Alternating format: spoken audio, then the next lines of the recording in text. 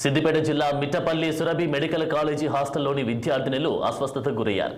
Food poisoning కారణంగా 15 మంది విద్యార్థినులు అస్వస్థతతో ఆసుపత్రిలో జాయిన్ అయ్యారు. అయితే ఈ విషయం బయటకు రాకుండా కాలేజ్ సిబ్బంది 2 రోజులుగా విద్యార్థులకు చికిత్స అందిస్తున్నట్టు తెలుస్తోంది. లక్షలు ఖర్చు పెట్టి విద్యార్థులను కాలేజీలో చేర్పిస్తే నాణ్యత లేని భోజనం పెడుతున్నారని విద్యార్థుల తల్లిదండ్రులు ఆగ్రహం వ్యక్తం చేస్తున్నారు. జిల్లాలోని ఫుడ్ సేఫ్టీ అధికారుల తనిఖీలు లేకపోవడంతోనే హాస్టల్స్లో నాణ్యత లోపించిందని పలు విమర్శలు వెల్లువెత్తుతున్నాయి.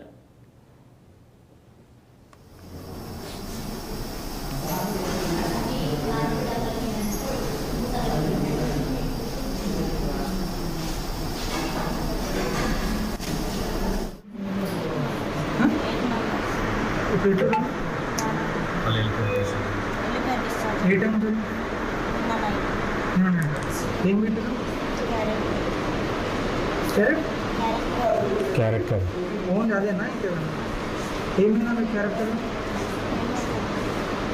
మీకు ఇబ్బంది ఎంత అందరు పంపించా ఇంత రియాక్షన్స్ ఏమన్నా ఇవి bulletin updates. Keep watching 6 TV. ఇది సామాన్యుడి ఆరోపణ.